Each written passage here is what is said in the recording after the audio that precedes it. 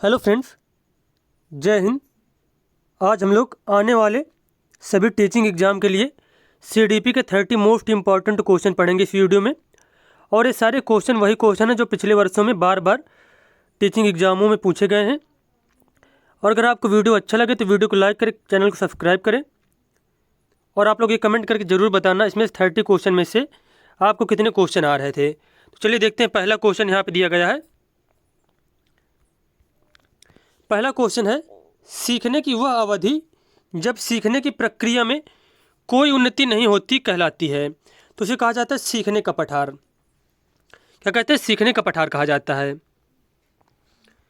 अगला क्वेश्चन है, सामान्य संयुक्त कोशिका में गुणसूत्रों के जोड़े कितने होते हैं? तो 23 जोड़े। कितने होते हैं? 23 जोड़े होते हैं। अगला क्वेश्चन है, सृजनशील बालक के बारे में कौन सा कथन सत्य नहीं है? सृजनशील बालक जिज्ञासु होते हैं, तो बिल्कुल सही कथन है सृजनशील बालकों के बारे में। सृजनशील बालक साहसी नहीं होते हैं, तो ये ऑप्शन यहाँ पे गलत दिया गया है। सृजनशील बालक बहिर्मुखी होते हैं, ये भी सही है। सृजनशील बालक महत्वाकांक्षी होते हैं, ये भी कथन सही है।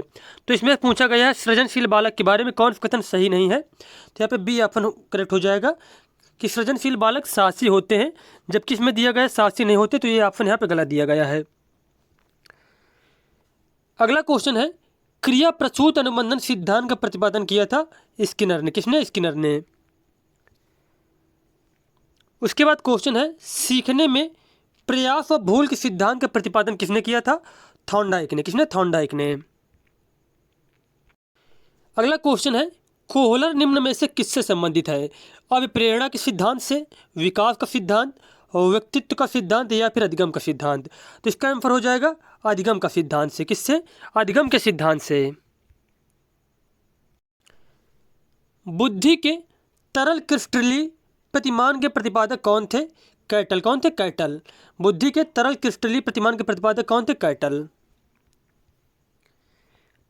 अगला क्वेश्चन है, निम्न में से कौन सा अधिगम के पठार का कारण नहीं है?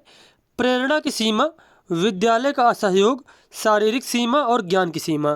तो यहाँ पे पूछा गया अधिगम के पठार का कारण नहीं है, तो विद्यालय का असहयोग जो है अधिगम पठार का कारण नहीं होता है।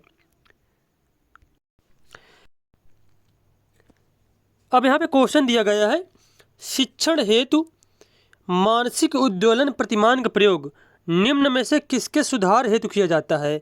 समझ, अनुप्रयोग, सृजनात्मकता या फिर समस्या समाधान के लिए? तो इसका आंसर हो जाएगा समस्या समाधान के लिए। समस्या समाधान के लिए। अगला क्वेश्चन है, अधिगम अनुभव और प्रशिक्षण के परिणाम स्वरूप व्यवहार में परिवर्तन है। अधिगम क्या है? अनुभव और प्रशिक्षण के परिणाम स्वरूप व्यवहार में परिवर्तन है। यह कथन किसके द्वारा दिया गया था? गेट्स व अन्य के द्वारा। गेट्स व अन्य के द्वारा।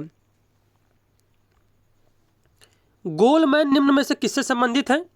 संवेगात्मक बुद्धि से। संवेगात्मक बुद्धि से। स्टैनफोर्ड विनय परीक्षण मापन करता है बुद्धि का। किसका? बुद्धि का। अगला क्वेश्चन है, निम्न में से कौन शेष से भिन्न है? अधिगम के लिए अधिगम का सिद्धांत, समान अवयवों का सिद्धांत, ड्राइव रिडक्शन सिद्धांत, सामान्यीकरण के सिद्धांत। तो इनमें कौन सा अलग है? तो इसमें से ड्राइव रिडक्शन सिद्धांत इन सभी से भिन्न है। अगला क्वेश्चन है, अंतर्मुखी व्यक्ति एवं बहिर्मुखी व्यक्तित्व का वर्गीकरण किसने किया था? युंग ने। किसने किया था? युंग ने किया था। तो यहाँ पे बी ऑप्शन सही हो जाएगा। उसके बाद क्वेश्चन है, संज्ञानात्मक संप्राप्ति का न्यूनतम स्तर है ज्ञान। क्या है? ज्ञान। बच्चों के सामाजिक विकास को प्रभावित करने वाले कारक हैं आर्थिक तत्व, सामाजिक परिवेशजन्य तत्व, शारीरिक तत्व या फिर वंशानुगत तत्व। तो सामाजिक विकास को प्रभावित करने वाले कारक हो जाएंगे सामाजिक परिवेशजन्य तत्व। अगला क्वेश्चन यहाँ पे दिया गया है, एक बालक जो साइकिल चलाना जानता है मोटर बाइक चलाना सीख रहा है, यह उदाहरण होगा क्षैतिज अधिगम अंतरण का, ऊर्ध्व अधिगम अंतरण का, द्विपार्श्विक अधिगम अंतरण का, कोई भी अधिगम अंतरण का? तो इसका आंसर हो जाएगा ऊर्ध्व अधिगम अंतरण का। ऊर्ध्व अधिगम अंतरण का। निम्न में से कौन सा शारीरिक विकास का एक प्रमुख नियम है? मानसिक विकास से भिन्नता का नियम, अनियमित विकास का नियम, द्रुतगामी विकास का नियम, कल्पना और संवेगात्मक विकास से संबंध। तो इनमें से पूछा गया शारीरिक विकास का एक प्रमुख नियम कौन सा इनमें से है, तो वह है द्रुतगामी विकास का नियम, द्रुतगामी विकास का नियम। उसके बाद क्वेश्चन है निम्न में से कौन सा विकास का सिद्धांत नहीं है, अनुकूलित प्रत्यावर्तन का सिद्धांत, तो यही जो है विकास का सिद्धांत नहीं है। निरंतर विकास का सिद्धांत ये बिल्कुल सही है। परस्पर संबंध का सिद्धांत ये भी सही है।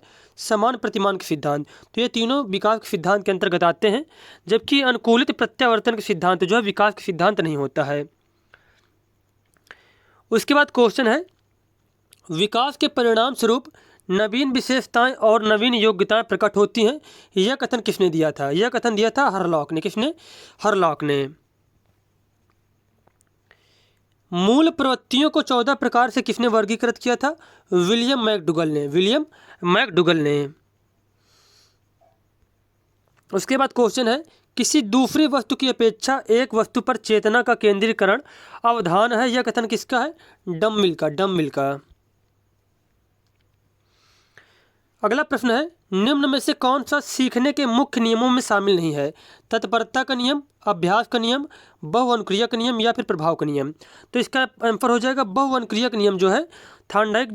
थॉर्नडाइक ने जो मुख्य नियम 3 नियम बताए थे, तत्परता, अभ्यास और प्रभाव का नियम, तो ये 3 मुख्य नियम थे। और जो बहुअनुक्रिया का नियम है, तो जो गौड़ नियम 5 बताए थे, तो उन्हीं में से एक है बहुअनुक्रिया का नियम। तो यहाँ पे क्वेश्चन यह पूछा गया कि सीखने के मुख्य नियमों में शामिल नहीं है, तो बहुअनुक्रिया का नियम जो है सीखने का मुख्य नियम नहीं है, जबकि यह गौड़ नियम है।